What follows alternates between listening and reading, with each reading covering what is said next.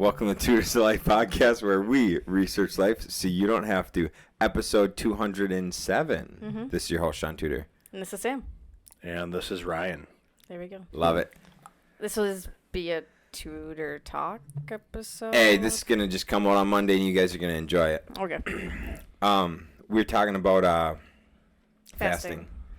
And the shorter your window of eating in the day, the more... The healthier you are, the healthier you can be. Mm-hmm. And so, anyways, go with what you're saying, Ryan. Oh, I was just saying that I watched something on YouTube that basically if you fast for 48 hours every 6 months, you can basically extend your life. The reasoning behind it, I can't remember, but... Yeah. Yeah. But yeah, it pretty much they say after 15 hours, your body starts to attack, absorb the bad cells in your body. Mm-hmm. So that's why it can extend your life, is because it absorbs and kind of eats the cancer cells or anything bad that's in your body. Yeah, and they say so if you have a cold or a flu, they say to try not to eat the whole time, so that if all you do is drink water, your body doesn't have to work on processing food. All it has to do is work on getting rid of the sickness. Dude, so you having pancreatitis probably extended your life 5 years. Jesus Christ. What's the longest you guys have ever fasted? I ate no food at all for 96 hours. Yeah. Because of pancreatitis. Yeah. Besides pancreatitis. I've made it 18 hours. I probably have gone longer when I've been sick. I think I've only done 16. Yeah. I might have to try it now. Rob Bailey says he does it every once in a while, and he just drinks electrolytes throughout the day to obviously keep his body going. Yeah, the YouTube guy said too, he said literally your energy would feel like you'd have more energy at certain points in the day from not eating, because your body's kind of freaking out a little bit. Yeah. But I remembered because I used to first off, Casey Ritzel just rocked out a 48-hour fast. Did he really? Last weekend. That's so cool. Or 2 weekends ago, sorry. But when I used to fast, because I would quit eating at 8 and then I wouldn't start again until noon, from 8 to 10, I was dying. Please. Yeah, 8 to 10 a.m., I'm dying. I'm please, God, let me get through this. And then from 10 to noon, I felt like an unleashed God. Mm-hmm. The amount of shit I could get done, I was just boom, boom, boom, going. And then 12 o'clock would hit, and I'm eating. Huh. Yeah. How does 48-hour fast go? He messaged me when he was at 48 hours, and he said, should I keep going? And I said, yeah. And so he kept going for a while. Dang. Yeah. That's I think really he cool. went 8 more hours or something. I suppose you get to a point that you just don't even really notice that you're hungry. He said he's just feeling buzzed. The only thing that would scare me is going to sleep on a super empty stomach. Are you gonna fall asleep easy, or is it gonna be kind of I don't know, Or yeah, you can have stomach pains, hunger pains. Oh, you ain't falling asleep easier. I highly doubt you're falling asleep easier. Yeah. I have to ask him about that. That'd be the only part I'd be am I gonna have to fight to fall asleep for an hour and hate my life? My issue with that is I today I ate at 10. Well, no, I guess I did eat an early lunch at 11:30, but I wasn't actually hungry at that time. Okay. But there's times I eat at 10, and then I'd be fine to not eat until 4. What do you mean? It's just so hard for me to do a big long fast, because I like to just have a big break in between my 2 meals. Yeah. So you would just have to eat one of the meals big. Probably skip the first one. Skip the first one, Yeah, and then probably. just eat double. I've noticed that though. If I skip a meal, I can double up on a meal, and I don't get too fucked up. Sometimes I'll miss one. I'll be oh shit, dude, I've got to get 2,000 calories in 2 meals, and I'll be well, I could just pop down about 18 to 2K in one, and then I just do it, and I'm I surprisingly can still function. Yeah. I know. I think you can just because if you miss it, then you just can add it on later. Probably not good. Yeah. I don't know. The only thing is, I feel like if you double eat, like the chances of you getting any bloating or like foggy is like it's so much higher. Well, so you remember for a while, what the hell is it? Mark Bell? Yeah. Mark Bell was doing one meal a day for a while, and he would sit down. He gave himself 45 minutes to eat, and he just had like a table full of food, like because he had to get all of his food in one meal. So he'd sit down for 45 minutes, and he would just eat it all. He's like, yeah, I feel actually really good doing this. That's what Andrew Tate does. Yeah. 1 hour of eating, I think, in the afternoon. Yep. But I doubt it's as much as Mark Bell. But Dude, you have to just feel like shit after that for like a brief moment, right? Because you would have to be really full. Or do you think your stomach just gets used to it? No, because healthy food. So yeah, he was like, no, like he's like, I finish up eating, then I just head out and do shit. That's crazy. Because like it would have to be healthy foods. oh, it's all healthy food. Yeah. There's no junk. I suppose, yeah. But you gotta think about that. Think about every time you eat throughout the day and your fogginess you get after for a little bit. Usually you get a little foggy after when you eat. Mm-hmm. Just a little bit. So you get rid of all that. You don't have to worry about meal prepping a bunch of shit because all you're doing is just smashing food at night. You don't have to worry about finding a microwave to heat. Nothing. You just know that once a day at 6 p.m. you eat for an hour. That's insane. It's got to take you an hour to cook all that food, wouldn't it? Well, I mean, you would still probably just meal prep. You just keep it all there. So when you get to your mealtime, you just... But you don't have to, like, separate in containers. That's nothing. true, You just, yeah. like, I'm going to pour all my food. That's so true. I'm going to... That's what Tate does. So I mean, Dude, did you... What's his name? Top G. So. Top G. So in the podcast, he says he lives off of two things. Caffeine, so coffee. He drinks like 15 cups of coffee a day, and nicotine. That's what Well, Top G no does wonder- too. Top G. Yeah. No wonder why he could fast for so long. Yeah, he's always feeling He's something. Yeah, he's suppressing his hunger with coffee. And nicotine. And nicotine, exactly. Seems fine to me. He's doing pretty good. He's doing all right. Maybe not right The now. Top G. We don't know about his health. He said he got his Actual bloods done. All of his bloods were right in check. They were great. Looks healthy to me. He said his test without being on TRT or nothing, 1,200. Monster, dude. Do you imagine? Natty test at 12. I don't even got that on TRT. Yeah, neither do I. Yeah. A lot more guys getting on TRT. Makes me kind of excited. All because of you. Yeah, half the neighborhood. It's because I just decided to tell everyone when we were younger that drugs are cool. all right. All right. You lay down. No. Mimi, get down. All right.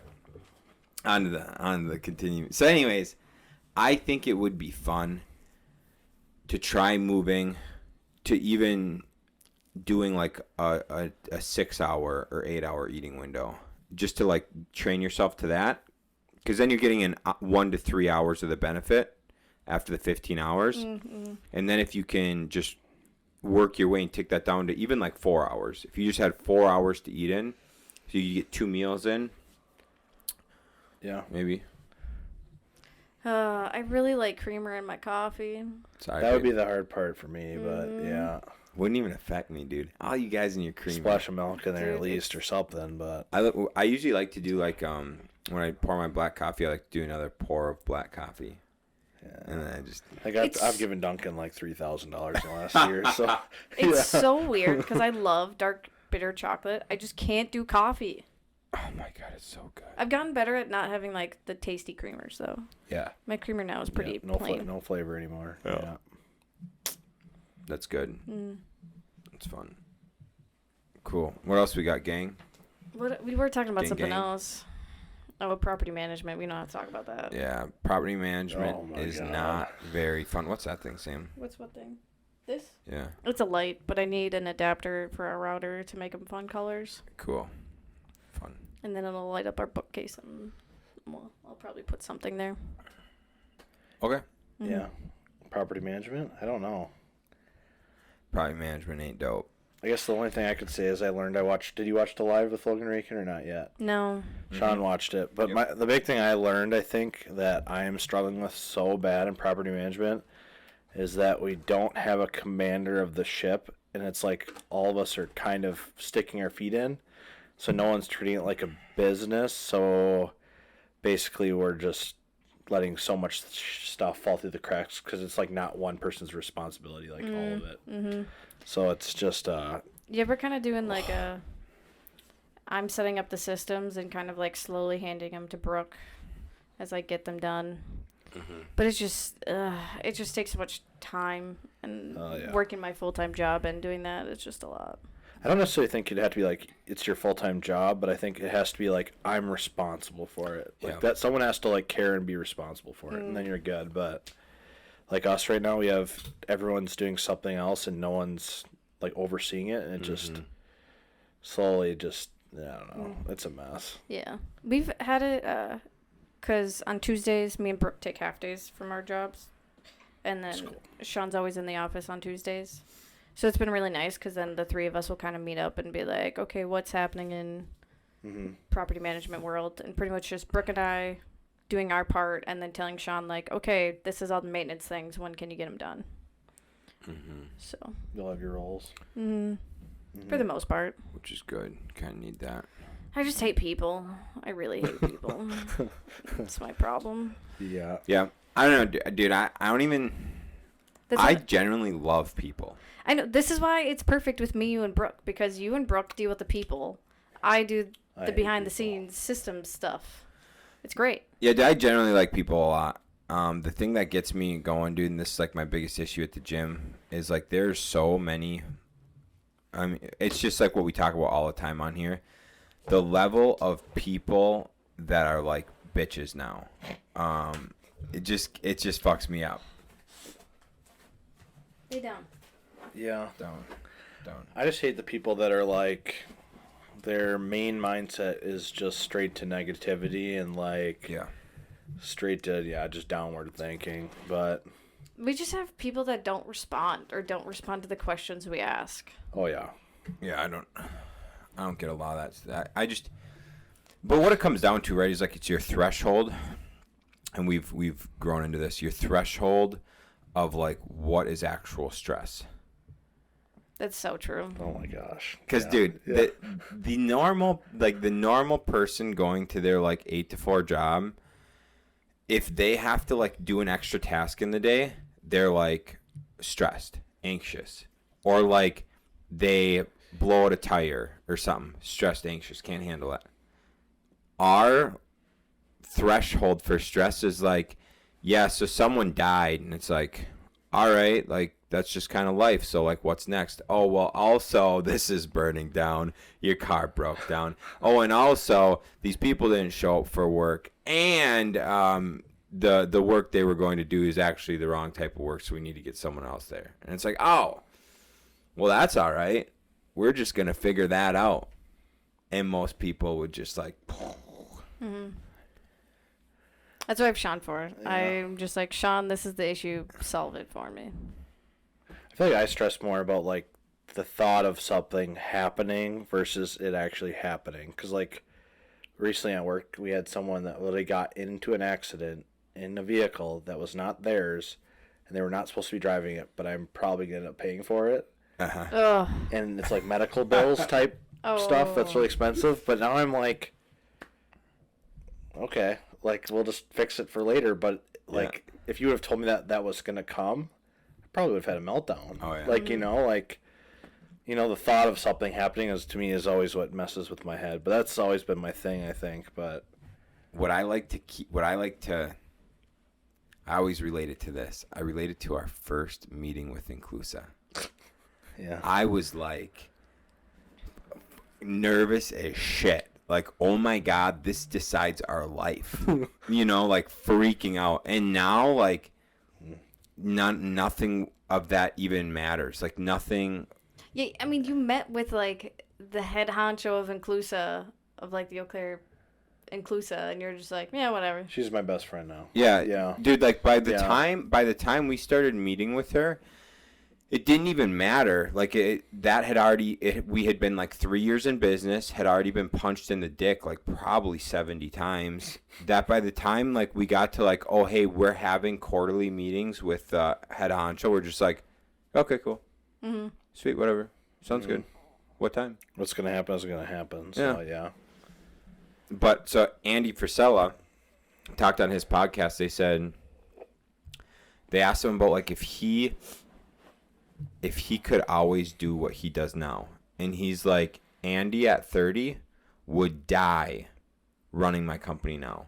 He's like, it's all about the threshold of stress. So he talks about how like over the last 24 years of business, getting just pounded so much, he finally like that's how he built a tolerance to what he does now. And it's absolutely true, because you take me when I was still in college and put me in the role I'm in now. Oh, dude, I would die. Yeah. Could not do it. I'd freak out. But it's all, your tolerance. I don't even think I'd be able to figure it out. There'd be no figuring it out. You would be so overwhelmed, you wouldn't even begin to figure it out.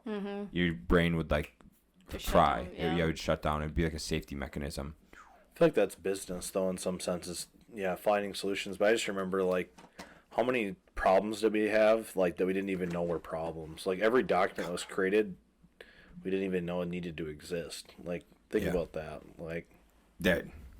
Oh. Yeah. Which is the business, but that's just fun, dude. I think that's what I find so fun about it. It's like it's always something. There's always a new struggle or test, and that you always got to kind of overcome. And I like that part of it. Yeah. But there's a big thing to say. Like there are certain people who can handle risk and stress better than others, but so like the people are like genetically more risk adverse or not, but then there's also the training of it. So I am way less risk adverse than I was when I was younger. Like I was afraid to do anything when I was younger, but now I understand what calculated risk is. So now I can be like, oh, well, it's not really risky because I know X, Y, and Z. So it's no longer risky. But I mean, there's always the potential of risk. And that's like what I talked to Kyle about that today, actually. I was like, yeah, dude, I mean, there's always a potential that we put in an offer on a house and we get there and we find something that's catastrophic, like termites. You know, there's always a possibility that we lose our ass on a house because of the 1% chance. I feel like there's something too to like taking a risk and that you've kind of dug yourself out of those holes that like you're like, oh, what do I do? And then you dig yourself out of it and you're like, how the F did I do that? Like when you do that so many times, it's like okay, like I want to figure it out. I'm going to get out of this hole. Like I'm not even really concerned about, I mean, sometimes you're probably not, but it hasn't happened yet. I'm sure, I mean, there's probably a hole or two, but dude, I pretty much got out of every hole. Like you'll be down to the wire. Yeah. And you're like, this isn't going to work. And then it just clicks. And then it works. We also call that the tutor luck, so. Fucking is, baby. Positive mind. There's something to that. It really is. It's just going to work, dude. It's just, it always works. It always, even when it doesn't work, it ends up working. Yeah. Yesterday I was like, I was having a meltdown and I was like, Shaun, what are we going to do? Oh my God. And he's just like, I'll take care of it. And he's like, it'll work. And we're like, I was like, how the fuck did you do this? I sent her home. I want to hear about this. What happened? Or can you say? What's the story without names or something? It was a property management thing. Issue. I didn't communicate. So we had some tenants move into one house, and then they were going to move into the house next door once that lease was up in like 15 days. And I didn't communicate to them when they would get their keys and when we needed them out of the temporary house. And it was 100% my fault. Like in the meantime, in the meantime, we signed a new lease for a person to move into that house, and so they couldn't. So we send it, and they go, "Well, it ain't gonna happen." Yeah, we need 2 weeks to move. We need 2 weeks, and we're like, "You got 4 days." Yeah. And then they quit responding. Yeah, these are the people that they just stopped texting. You didn't hear from them. For 2 days, we didn't hear anything. Yeah. And we're you like, knock or what did you do? Yeah, so I finally, like, we went there. I knocked, no answer. Clearly, you're hearing me knock, you know? So, whatever reason, whatever. I'm not going to make assumptions, but Sam's just panicked. And I finally said, go home. And you ain't doing me no good here. Yeah. And she's like, what are we going to do? I said, I'm going to figure it out. Yeah. So. Oh, God. Wouldn't answer phone calls, wouldn't answer text messages. Maybe my presence, maybe luck, maybe time. I don't know. Some presents. They answered the phone, said they'd be out by the day they need to be out. There you go. I offered help. I said, hey, dude, like, I do not help my tenants move. I will help you move because we fucked up. That makes Like, sense. yep. Like, yeah. I will. I said, I've got all afternoon. I'll help you move all afternoon. I'll help you move tomorrow. It doesn't matter. I said, you tell me. We fucked up. I'm at your service. And they're like, nope. We are not taking, like, nope, not at all. We'll have it done. We'll be out by the day That's that you cool. need us to be out. So it's like, okay, sick. And it just works out, dude. Well, it hasn't happened yet, so. It's going to work out. So we've had twice now where someone was supposed to move into an apartment, and the people just didn't leave. The previous people? Yeah, but they were like saying they were going to leave. Like, I'm ending my lease, and then they're like, the other one didn't work out, did not communicate that, and then so the new people that ended their lease somewhere else, what do? We just told them, we're like, hey, we'll pay for your rent at your last place and ask if you can stay, and it worked, but Yeah. what do? Right. Like, literally. Because most places have someone, like, lined up before the people move out. Yeah, and so did we, but they just basically said, like, we're not leaving. And I'm like, the fuck you not? What do you mean you're not leaving? Right. But Yeah, we have to... just apologize and explain, like, this is what happened. I mean, Yeah. I don't know what to tell you. Right. We'll have to send our first eviction notice next week. Excited, baby. If you need help, Eve is a pro now, so That's Done I deal, don't know dude. how to do any of it. We'll just reach out to Eva. We'll chat Yeah. with Eva. Dude, I don't know. Just show up to court. I just don't. I don't have time for sob stories. Yeah. And poor me. You can't. We work hard, dude. Like us, we work hard. When you try to fucking whine to me because you can't afford $700 a month in rent, I don't got any sympathy for your ass. I don't give a shit.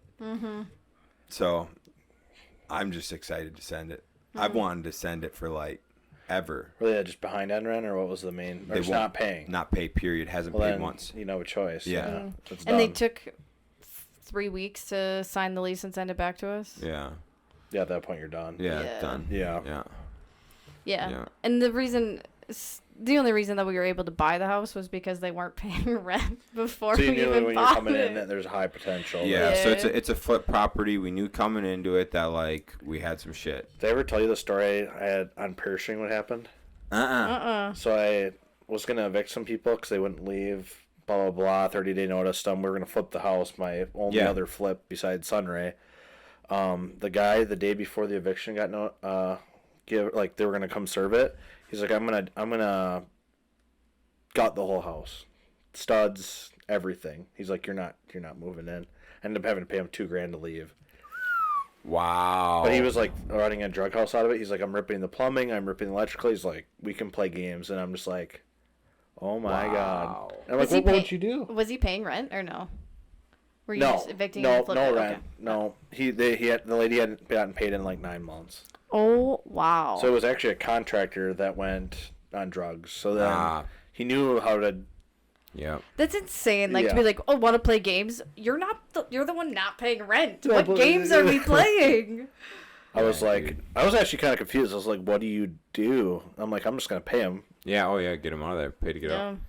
Pay for keys or whatever. I was so scared, but insurance would have probably covered it Yeah, they would have. at Yep. that point. But I didn't really think about that. Yeah. But I mean, still, that's a lot of headache, dude. That wasn't supposed to be like that. Yeah. So Ugh. It just blows my mind that people think like they have the right to live for free. dude, I don't get it. I don't get it. It's insanity. I don't get it. Or the amount of people, why are you raising rent? Well, I bought it at 2023 prices, which are absolutely insane. Yeah. So, Yes. Because you keep voting for these referendums that Yeah. are raising taxes by 5%. Yeah. So I will raise your rent by 5%. don't have a choice. You don't. So, our trailer park, I don't know if they've told you about any of this, but so we had people behind on rent. 3 different units behind on rent at different times, right? This was not at once. This was over different times. Every time they call me, hey, can we do eviction notice? Yes, please. I don't know why you waited 2 months to call me. You should have done eviction last month. Every single time, all 3 times, they fully catch up. They pay it all back because they're like, where else are we going to Yeah. rent a full 3-bed, 1.5 baths or whatever, and then And then, so they every time have paid it. It's crazy. Yeah, we had one. We've had a couple of tenants complain about us like raising rent. Like we've had to raise some of them substantially because we bought them with really low rents, and we're just finally. Well, our property management company didn't do it like they were supposed to. So now we have to. Yeah. And there's been a couple people that throw a big hissy fit, and then like you can tell after like a week they probably looked for other places, and we're like, nope, that rent raise sounds fine. Yeah, there's nothing else. Yeah. Because there's a couple of them like they're still quite a bit under what they should be. Yeah. Oh yeah. We've got a lot of stuff, and that was part of the thing was like some of the units we planned to turn, and it was in our budget to turn them. And so instead, it's like, okay, so we either got to put $10,000 to turn your unit, or we go $100 under market rent. Well, if you guys are cool with it, you'll stay in the same place. We'll do all the maintenance fixes. We said we'll get the maintenance shit done by the end of the summer. We'll get the maintenance shit done. You'll be under $100 under market value, and like we win, they win. Yep. But one thing we did was a lady's rent was going up kind of significant because she had 3 animals. Yeah, and they were only charging her for one, the property management company. And what do you guys charge? 50 an animal or 30 an animal? I don't know. So we ended up, because we were doing a rent increase. Yeah, a big increase for the animals, right? Yeah, rent increase, and then the increase for the 2 animals. Yeah. So we ended up saying like, hey, we know this is huge, it's a big expense, we're gonna just wash one of your pets off. That's fine, yeah. And so we're like, you've already been there this long, the unit needs to be updated anyways, how about we get rid of one of your pets for pet rent? And the lady went from like, I don't want to rent here to, oh my god, thank you so much, that sounds great. Like boom, done. It saved her $30 plus like $150 deposit or something. And I'd say that's still like $200 under rent. Hers is yeah. So we bumped her up. Those 2 apartments, we're still like $200 under market value on those. Yeah. But I mean, we don't have to turn them. Is Right. the important thing. So they would be at that if we had to turn them, and they're like $12,000 turns. Yeah. That's not something we want to do. Yeah. But that was one that we got with 2020 prices. Yeah. So we could still make money with 200 under. yeah. And not no more. No. Nope. Then we're like pretty respectful with that though. Like if we know we don't, like if we let tenants win and we win, if like, oh yeah, we don't have to charge top of market. Because we got a super deal. Because we got a super deal, so it's like, yeah, we'll keep you guys 100 under. You guys continue staying here for years. We'll keep you under. Yeah. And we all win. It's the turns, dude. The turns are what kill the business. No, absolutely. So Ryan, did you read this book?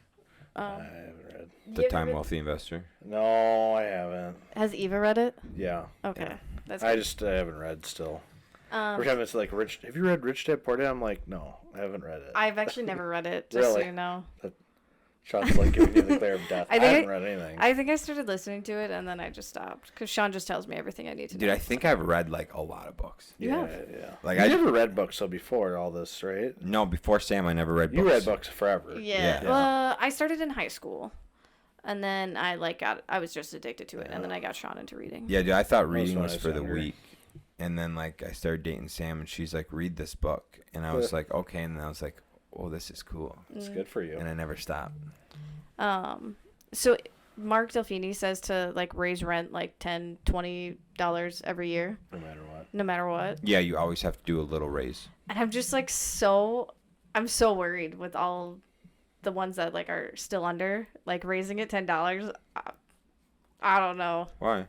Why? Oh, they already panicked over this. Oh, did they? Literally, you just didn't know. $20, dude. You drop a 20 because we raised some people $300. Yeah. And so when you just go, hey, we're just keeping up with like we're just covering our increase in our insurance and our taxes, nothing else. We're not making any more money. $25. They'll be like, okay. I think the best thing we've done is, what is it? So Stacy does all the rent increases and stuff, and like they don't even know that I'm an owner. So like I don't know what you guys say. But, like, they don't even know that me and Eva are owners. So it's like, no, the owners decided to raise rent. Like, I'm sorry. Which it's like, it is what it is.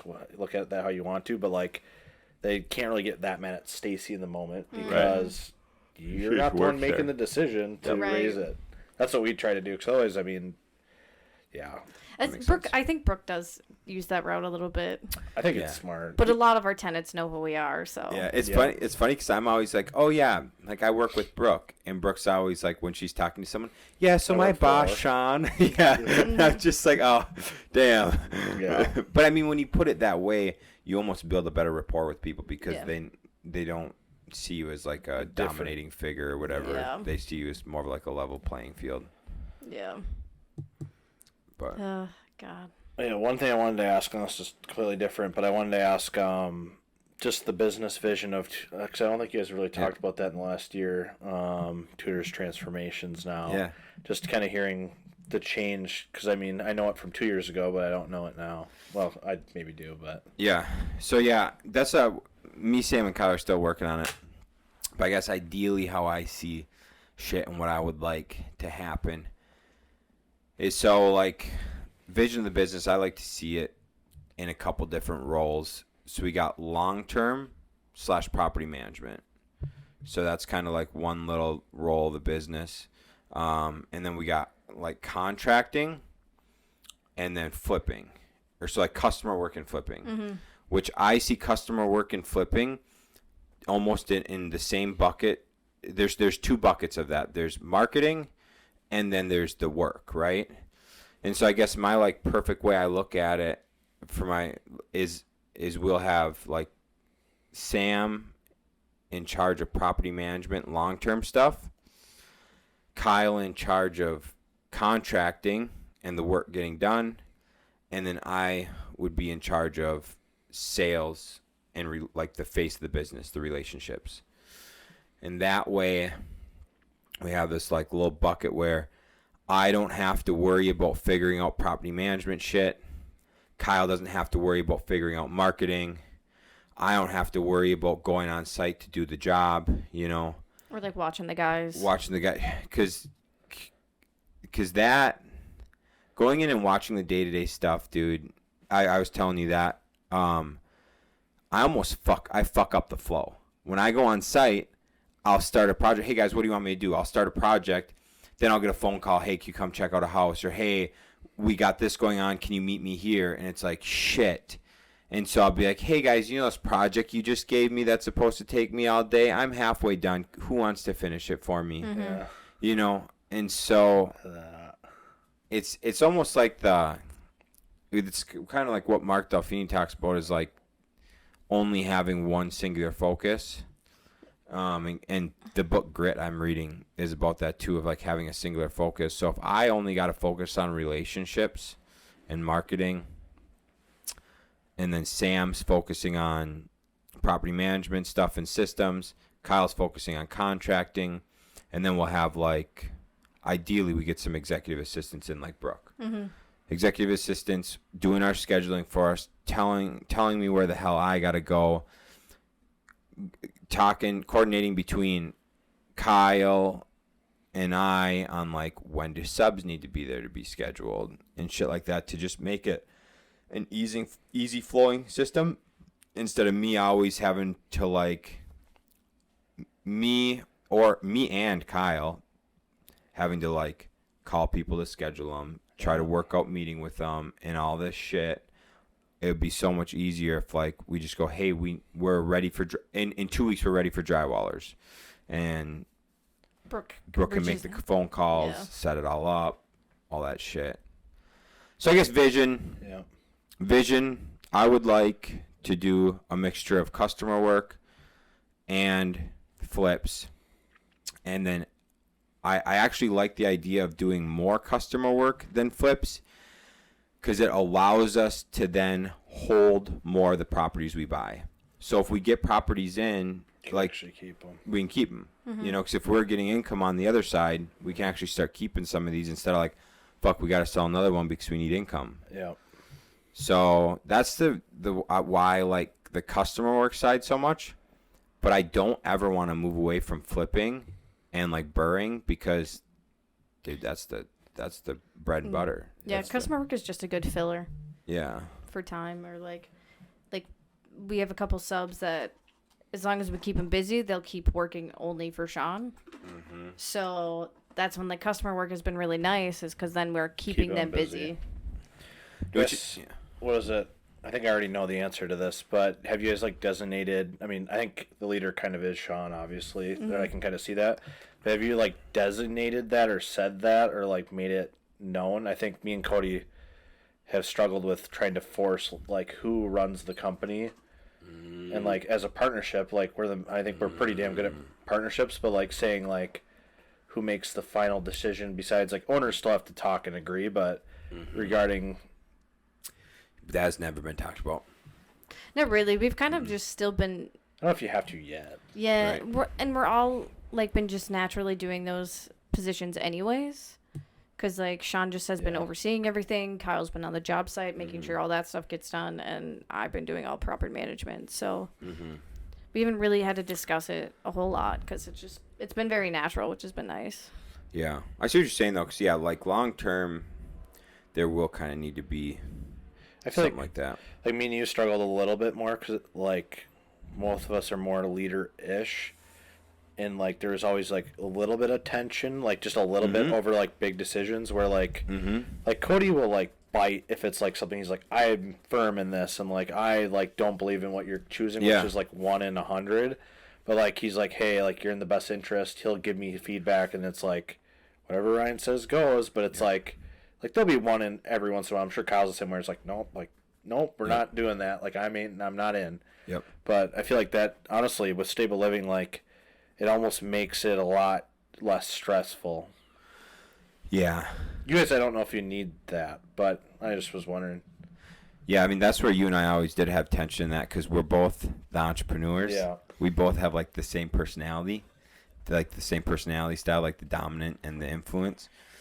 And so that is where, like you have two people essentially trying to be the CEO, which is not good, dude. That's not good. And that's actually when we were in Rob's coaching, Rob talked about that.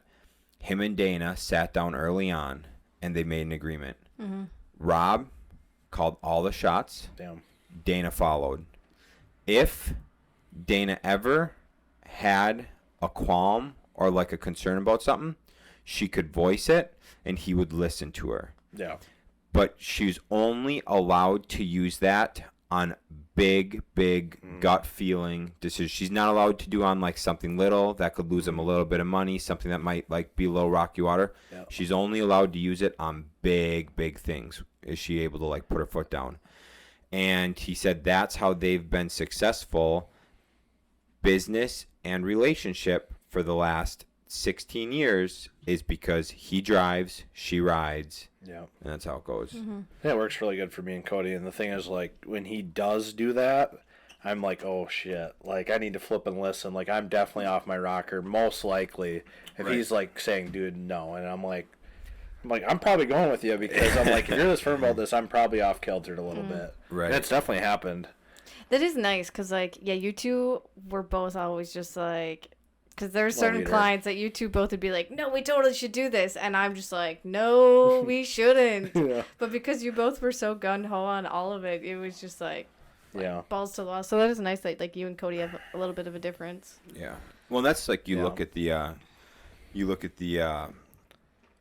10 things of partnership, and if you look at you and I, we're just too similar where like it doesn't make sense for us to be partners in a big business. Oh, because you guys should just be separate. You have to be, because it's essentially you're two people trying to do the same thing, and it's just not. Especially if somebody's operating. Like I think it might work if you're both like, this person's operating it, like, but like you cannot. Otherwise, I don't. The way it'd have to be then is it would have to be like the operators giving their time, the other one's giving their money, and the one giving their money has to shut the fuck up. But you and I were both like, we're operating. And we're giving her money. And we're giving her money, It was definitely like a mom and dad kind of situation where people would go to Ryan, and Ryan would say no, and then they'd go to Shaun. Shaun would say yes, and you're just like, fuck. It did depend, though. I would go the other way, too, sometimes. Yeah. I'd make Shaun do the difficult conversations, and Cody's got that now, so. I still got that now. Yeah. I like that shit, though, dude. I love difficult conversations. It's weird now, though, because I'll, like, prep him, like, dude, this is what we want, right? Like, and then he'll go deliver, but. Yeah. But he delivers it really good. That's good. Dude, I used to hate, like, it's so interesting how, like, you grow into who you are. Because I used to hate a difficult conversation. I don't like it still. Cody's really. I'm like, dude, I don't know how you do what you do. No soul, but I can do it with employees, but with like tenants, I struggle. I hate tenants too. I don't I'd just be know. like, yeah, just take my money. I have Like enough. I So no that'd be problem me. with stable living, like calling in people and being like, yeah, so you fucked really up. suck at your job. Yeah. You fucked up. Like, I'm writing you up for Yeah. this. I guess what I like about it is, like, there's a difficult conversation out there. Yeah. And it's like a little mountain to jump over. And when it's either like, Get through it. It's awesome. yeah, so it's either like when you're dialing the number, when the call's incoming, or when you're standing outside of the door. Mm-hmm. It's like those 3 times is like, here we go. Yeah. Then it starts and it's usually fine, but You get through it. the worst ones in me are like, I think Cody's had to do a lot more of this, is like when an employee is trying to give it their all and they are giving it their all and they mean to do good, but they literally cannot do it. And it's like, and maybe some of it's the training, I'm sure, but like some of it's just like not the personality of them in the wrong role. And it's like you have to let this person down and like change course and try to train them. And it's like, dude, like they're trying. Like it's just, they maybe aren't ready for that. Yeah. You know? And I'm like, dude, Cody, I don't know how you do it. Because I'm like, we've held on. Like, fire quick, like, we were so bad at that. Dang. So So bad. you and I, we've had to have a couple of those conversations with God. staff where it's like, guys, you're great, but you're just not getting it enough. Yeah. And then you gotta like, hey, you gotta take your own path, and that stuff's tough. I mean, how many times did we, even like when we were around, like employees would literally they get to the point of like, we knew they were doing bad. Yep. And they got to the point of like, oh, they did something so bad, we have to fire them now. Yeah. Mm-hmm. Yeah. It's like, if you would have just, big Did it- businesses would have just been like, and not because Yeah. they're not personal, it's just like, you're going to bite me. It's just like, I'm Yeah. waiting for you to bite me. Yeah. Yeah. And, It's so hard with that business because like there's not really like roles you can like switch people to. Mhm. So like at my job, I mean, let's say someone in my department's not doing good in it. Like I can be like, okay, like let's try you out in this department. Like Yep. you can move people around, but yeah, with stable living you can't at all. Like Yeah, we have like 2 roles. yeah. Yeah. Yeah, that's really tough. Especially like people that want to be promoted that have been there for 4 years, and you're like, yep, you're not making it as a house manager. Where are you gonna go? Right. Yeah, I don't miss That part. that part. I don't miss the you can't repurpose them. Yeah. It hurts. Yeah. That shit like really sucks. Yeah. Because, yeah, one thing with contracting, dude, is like, and this is what I've noticed. I've got a book of contractors I use now. And what I've learned, they pretty much all say they do everything. Some of them are like, quite a few of them are like, we don't roof and we don't do concrete, right? Okay, cool. But like they say they do everything else. But what I've come to notice, dude, is who are the killers at siding? Who are the killers at fucking flooring? And I purpose them for that only. And because I know, like, I calculate it out. I have an idea, and I guess that's like the perk of being in construction and stuff before is I have an idea how long something's going to take. And when I got guys taking double the amount of time, Yeah. and it's not because they're not trying, they're doing their best they can, but they're only so efficient at it. Yeah. It's like if you ask me to put in a window, and you're paying me hourly, okay, or you're paying Matt hourly. You know what I'm saying? Like Yeah. it'd be like, oh, Shaun, why did this cost $200 and take you 4 hours? And Matt's like, oh yeah, that was 15 minutes. Yeah. And if he was an employee of Yeah. yours, it'd have costed you like $20.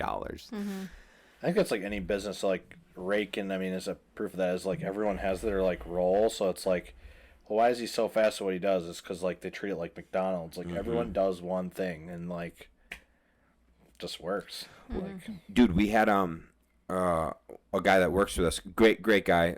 He does what he specializes at. Monster at it. But one day we had him. We gave him spray painting. And he went and sprayed, and it took him. Oh man, I think it took him like most of the day to spray a house, right? And I'm like, huh. I was like, Kyle, why don't you go? Because Kyle had to go spray the like second coat of it or whatever. I was like, hey, why don't you go do it and let me know how long it takes you? It took him 2.5 hours. And I was like, wow. Yeah. But Kyle cannot even touch the other dudes. Like what the other guy does, Kyle can't even touch the quality or the speed. Not even first, but that's like showing their specialized skill. And I'm just like, wow, dude, the amount of money we saved by having Kyle spray, but the other guy do his thing. Oh, man. Crazy.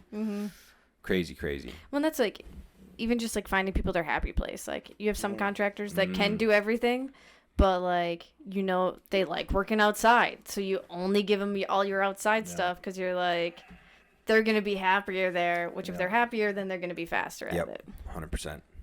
The only thing at the group home we've done, I guess, that has changed a little bit is like everyone works better with different client types. So it's like, Oh, yeah. especially like their second home, we're like, okay, you work really well with this client at home too. Like, we're making sure the home that you get the next home is like this and not like that client that you couldn't handle. Right. I was just thinking about that today because towards the end of my reign there, one guy quit because he didn't like working at a house, but he worked at multiple houses, but I just started scheduling him only at one. Yep. But he never told me he didn't like working at that house. That's tough. So I never knew. We've tried to completely change like floating. It's like you work one house, you like your job, you're working that house. So we do a little bit of floating, but it's like that whole like getting good with four clients, that is so huge. In the family atmosphere that like those little ones do well, like that worked for us. But then like when you said like somebody would go to home 3 and they hated it, but if they're there for a year and they get home 3,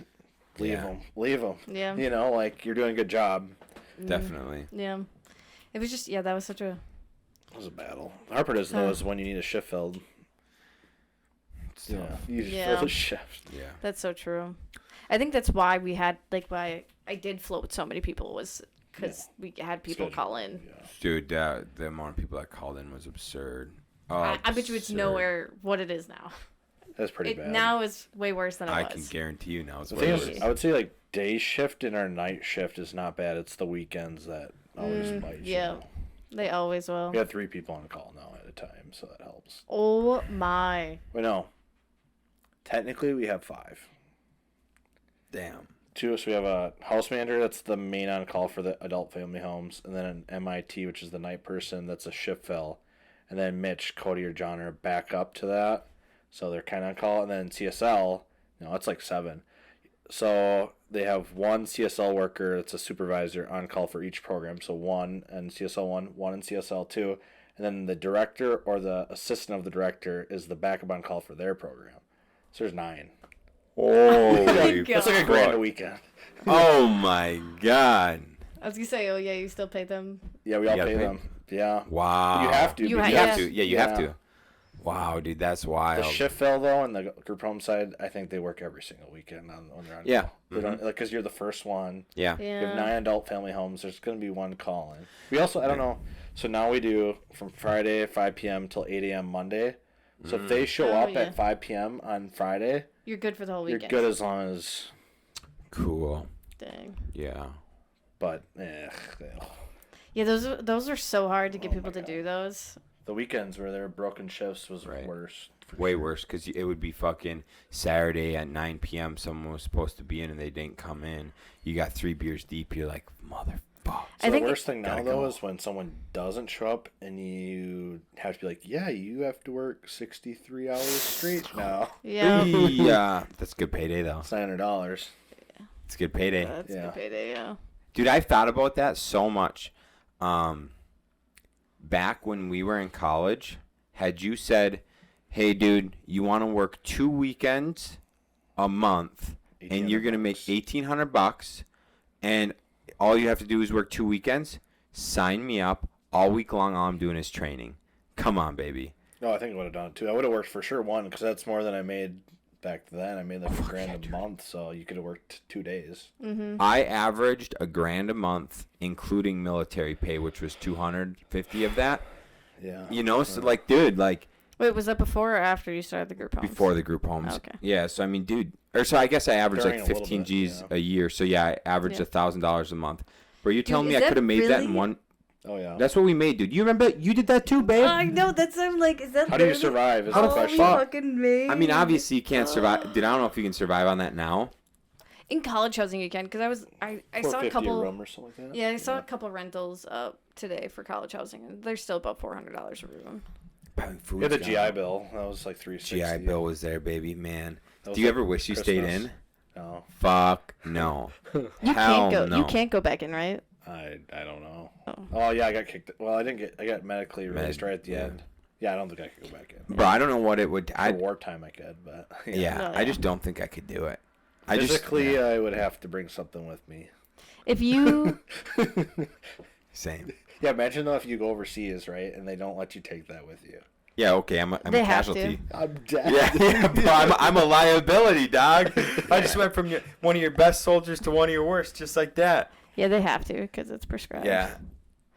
But Oh. I know, dude. I think about this actually. Yeah. Yeah. AJ and I went on a hike this morning, and we talked about it a little bit because he was in. Oh yeah. And we both just agreed like how poorly it was ran. It just it made you like sick to be there. How poor the system was ran. Mm-hmm. And so it's like, dude. I don't be like cocky, but I feel like if me or you even were like, "Hey, dude, you're running the company," like it would run better. I promise you it would. Yeah, I wouldn't even be close. No, dude, I honestly did because I remember I ran an ammo shack. I ran the ammo shack, and that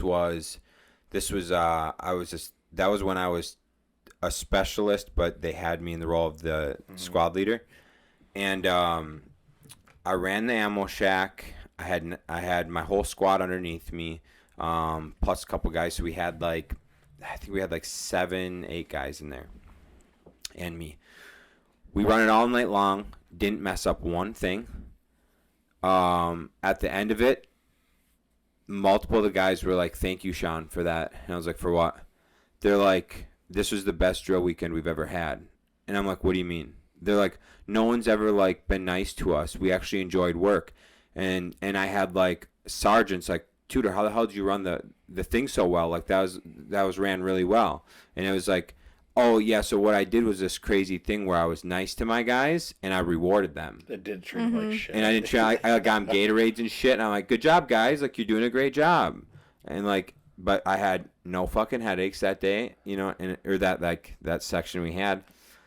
I legitimately think, just like you said, dude, I think you put us in that role, dude. Not to be cocky, I think it's ran better. Will we know everything? No. But if you have somebody to get that information from and you just go, here's what the shit we're doing and this is how we're treating the Joes. But if you were to look back at it, like how much difficulty would it have been? Like there's not really much complex things happening. Dude, Go attack this mountain. We're doing it once a day, and there's one squad doing it at 2, 4, 6, 8. Okay, sit around and eat. I legitimately, That's dude, literally what we did. now knowing like, Oh my gosh. now knowing our stress threshold and shit like we were just talking about, dude, Joe was such a joke. Dude, I don't know how shit didn't get accomplished. Like, what were they? That is the easiest shit ever. I don't know, dude. I'm sorry. We've also heard stories of like when my dad was in the military, and like he's his age group is the reason that you couldn't drink at your Yeah. what is it AT, yeah. A lot of messing around. Yeah, a Dude, lot of fun. he literally told us what like they had hundreds of 30 racks. Dude, my dad said one time they filled up a trailer with beer, kegs, and beer. They filled up a trailer. They took a whole trailer filled with alcohol. They get down there. The platoon sergeant goes, "What the fuck is this?" And they're like, "What?" And they're like, "This is you were supposed to pack the trailer with like useful shit." They're like, "We did." And they just got fucked up, dude. They just got like destroyed because they just were like, "Yeah, dude, like Yeah, this is it was God. allowed when my dad was in My it. mom was there. There was a bar. I don't think they brought trailers to the woods, but Oh. like they drank on like a Saturday normal drill. They got smashed. But Oh, my dad said every single night they drink to what 3 a.m. and then would get up at 5 Got up a.m. early. Yeah. Dude, Yeah, every single night. I think of one dude. You remember Burger? Yeah. Bro, I just every time I hear her dad talk about it, I just picture Burger as her dad. Just like fucking boom. He's a nice kid. Nice kid, nice guy, hard ass worker, Like to drink. but love two things: Cigarettes? Beer. and beer, baby. Loved them. Well, more importantly, shots. Yep. Okay. Yep. Dude, and so every That makes time your sense. dad talks, I just picture this kid, and I just freaking every time your dad brings up the Burger would have military. been a stud back in the day. Oh man, dude, one of the hardest workers I had, because he was under my squad for a while. How many times if there was 100 burgers, somebody's like shooting themselves? I don't know, probably like 50, maybe 55. Bad, dude. Do you think the military, they're so hard ass, like no fun because they try to keep the discipline? Because like, you know, like even like stable living, contracting, like it's hard to keep the discipline. So it's like treating people too good and making them too friendly, like they can't uphold that. Like, is that the thought process? But don't you think you would do it like right? I get doing it when you first get in. What is that called when you're training? Basic training. Thank you, basic Yep. training. I get doing it then because then Yeah. you are instilling that like discipline and authority. But yeah, why do you have to keep it going forever? Because I don't know. Yeah. I believe this is the reason why. Because they want people to quit. Nope. Because it's what they had to go through. That's part of it for sure. Yeah. So like it's kind of like, yeah. So like they got ground down, yelled at. So now when they're in that role, it's like hazing. They take it out on the guys below them, and it's part of like the. It's just part of life. The other Yeah. thing is, though, is like my dad says to like move up and like actually like make it higher up. It's all about like networking and being friends. Like that is almost more important than the job. Yeah. So it's like you have to be friendly to, Do that. you know, Yeah, because that's like even crazy. you probably could have got promoted more if you cared more because you're like friends with the NCOs. Like Yeah. me, it doesn't matter. I didn't care. Yeah. Like, Yeah. I you think I could've- was. Yeah. When I came up, I was 8 on the list in Wisconsin to be promoted. And they brought me in there, said, 2 to 1, you want to go to training? I said, Yeah. I denied it. But it's all networking. It's all networking. Yeah. It was because, for a year and a half, I was a squad leader. And then after that, for the next year, I was a team leader. And then my last 6 months, I was just a Joe. And I was like, and that's where it all went down, dude. 'Cause you didn't care anymore. Yeah, when they took away, so when I went from a squad leader to a team leader, I was like, I'm not happy, but I'll kind of jive. Then they took me down and put me as a regular Joe, which granted, this is all my fault because I should have took the fucking Business, promotion yeah. a year and a half prior, and I would have never had to go under that. But dude, when they put me under someone that knew less than me, I lost my fucking shit, dude. All I did was reef cigs all day long. I yelled at people. I just became like a shit Joe the last 6 months. Couldn't handle it. Anyways, it was, and you know what? Now I know it was all my fault. I should have taken the promotion the year prior, and then that would have never been the issue. Why didn't you? Because I knew myself, and I knew if I took the promotion, because I enjoyed running my team. That's what I miss about it, is like running my team. I hated all the political bullshit above it, but I really enjoyed running my team. So I knew if I took the promotion, I was going to re-enlist. And so I made a rule with myself that I would not take the promotion, so I would not re-enlist, because I knew I would go down a rabbit hole where I get so pissed Sucked off. into, yeah. Like, I would get so pissed off from, like, people telling me what to do because I never took the promotion that I'd quit. So I self-sabotaged myself so that I'd fucking quit. Wow, you like looked so far ahead. Oh, dude, 100% because I know who I am. You could be like a major right now, dude. No. And chances are, I mean, I'd definitely Probably be an officer for sure. a squad leader or an officer. Yeah, I could have went the officer route if I wanted. But anyways. I know we're going long. I have 2 questions, though. They're both kind of big questions. Sure. One, what do you think are like your biggest hurdles of like hitting your vision in tutor transformation? And then 2, what do you miss most about stable living? I know what you probably don't miss, but I want to know what you miss most. All right. I'll start there. What I miss most, for sure, easily hands down, is training. Yeah. Like training and like the camaraderie with staff. I would say what I dislike or what I don't miss the most, and this is not what you guys are thinking at all, working with friends. That is what I do not miss the most, hands down, because I could never be productive, or I like struggle to be productive, and I would butt heads with friends where like I work with a lot of people who are friends now, but not all day long. Not as deep. Not as deep. And then same with Kyle. It's almost nicer now. Kyle and I do like 2 phone calls a day, and I'll help out every now and again.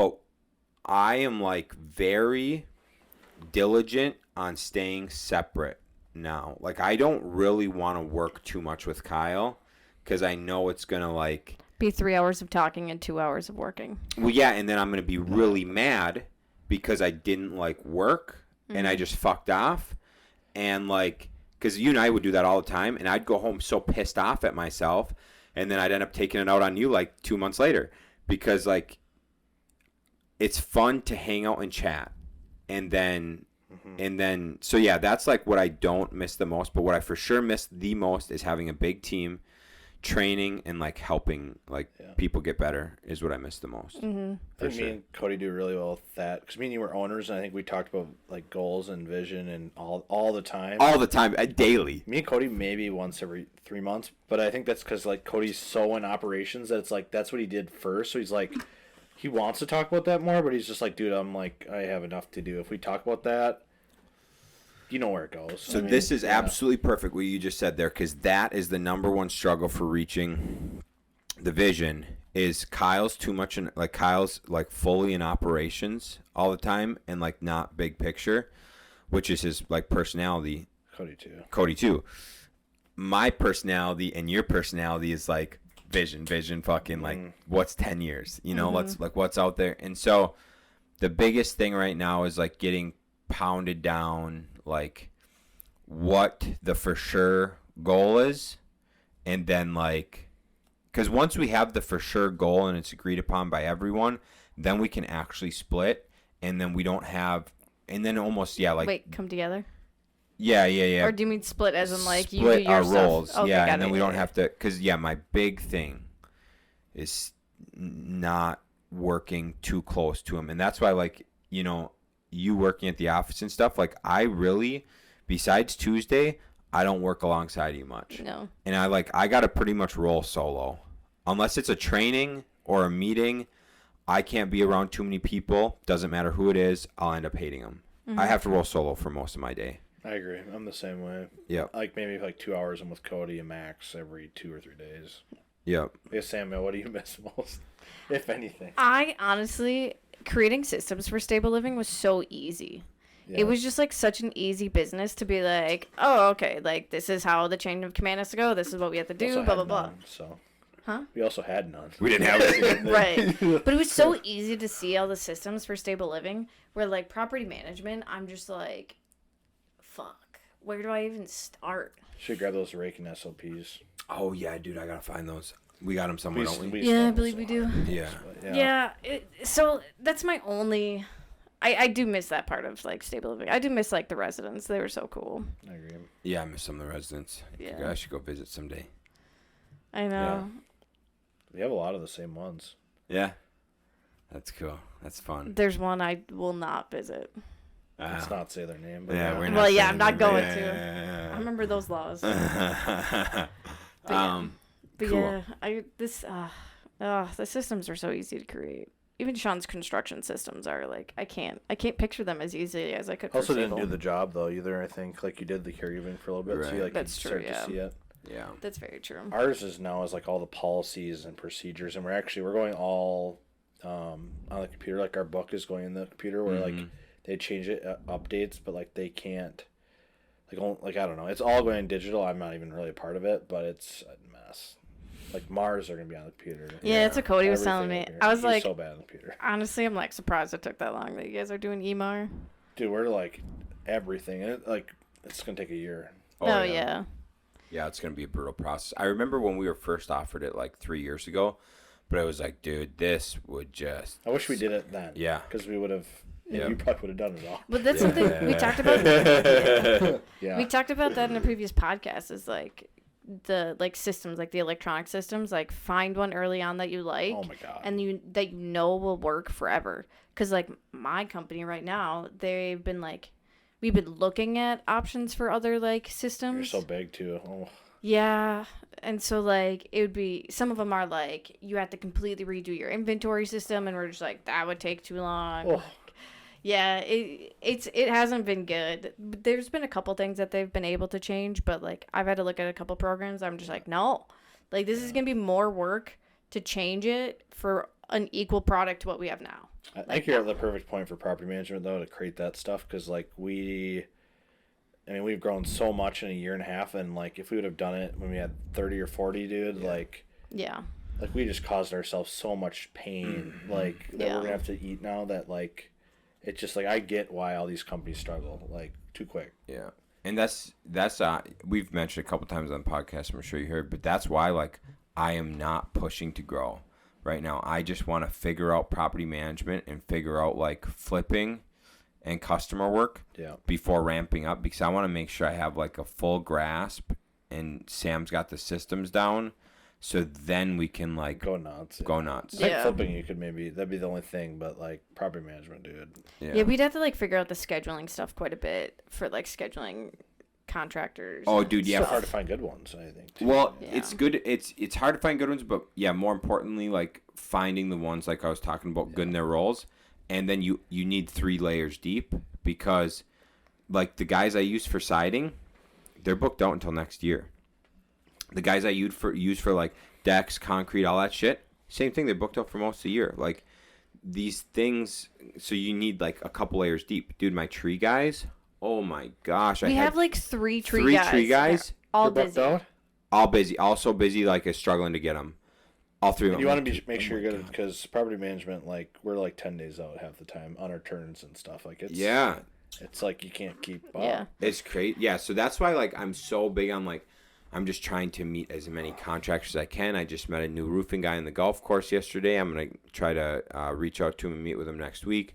Like, even if his shit is, like, say he's a little more expensive than the other guys I use, it's just, like, to have him there on retainer for when I call and say, hey, I know you're more expensive, whatever, can you do me? Do they do retainer for contractors?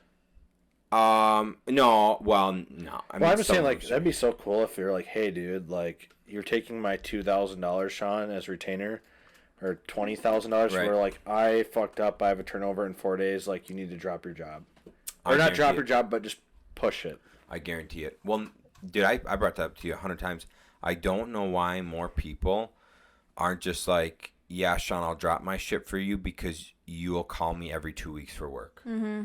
And I don't like single individual people. Like, I'm not going to name, like, each individual field, but there's each individual field I will give anywhere from $10,000 to $100,000 in work a year, easy. Dude, you're talking electrician or plumber, I will give you $50,000 a year minimum. Yeah, it's a lot of money for a solo plumber. Yeah. Did I tell you? All you gotta do is call me. So one of the girls I work with, her boyfriend, just, like, graduated from the plumbing thing. I don't know, but he has to still be an apprentice. Yeah. Can't find a master in Eau Claire to be under. They don't. Yeah. There's like none in Eau Claire that will take anyone. So him and the girl that works with me, they're moving out to North Dakota. Whoa. Yeah, there's no masters accepting apprentices right now in Eau Claire. Whoa. I know a couple of people we know, like, they are working with the plumber and they just won't even send them to school either. Mm-hmm. Yep.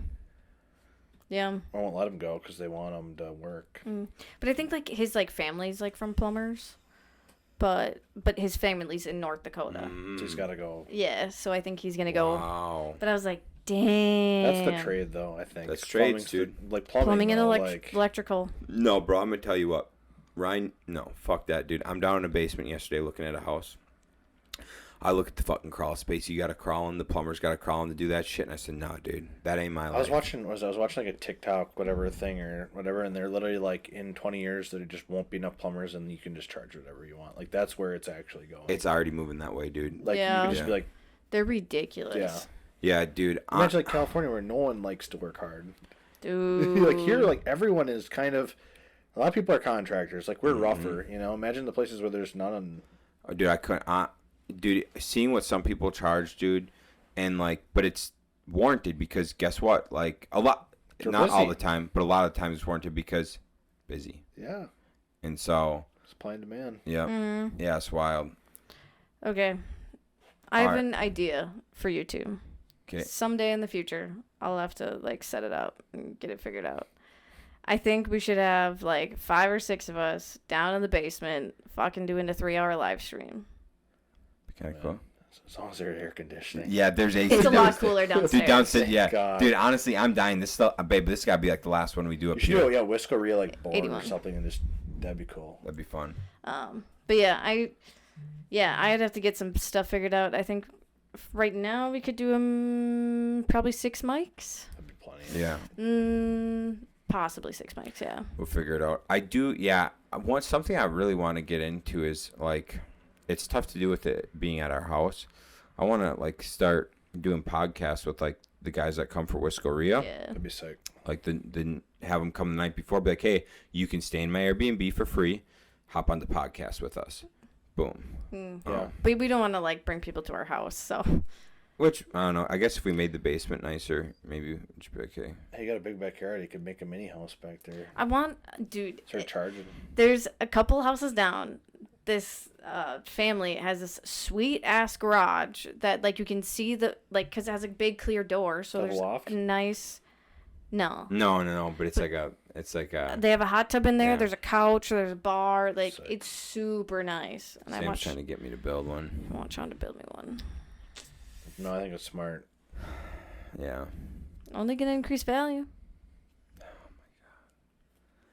Tell me how to do some We work. should have Hell Duplex yeah. Joe on here. That would have been cool. I know. I dude. know, yeah. Next time he's in town, I can. Or we'll bring we could bring Travel. our road mics and we could go over there and Yeah. pop them. I like them. Duplex show's good. All right, Ryan. Next time we chat, I'm gonna ask you about the vision of stable and Yeah. how that's gonna. I have to think about it, actually. Yeah, Yeah. we'll have you come on in a couple weeks. We could Yeah. have Cody on too, possibly. We're in need a bigger chair. You need a lot bigger chair. Shaun's gonna make me probably move this into the basement. We're going to so. the basement, dude. Yeah. I can't fucking. You do gotta it. buy me a nicer couch. Cody then. would like it, I think, a lot. Yeah. Yeah. Okay. All right. Thanks for joining, Ryan. Guys, check us out on the YouTubes. Check us out on Instagram where we post never. Yep. Cool. See ya. Bye. Bye.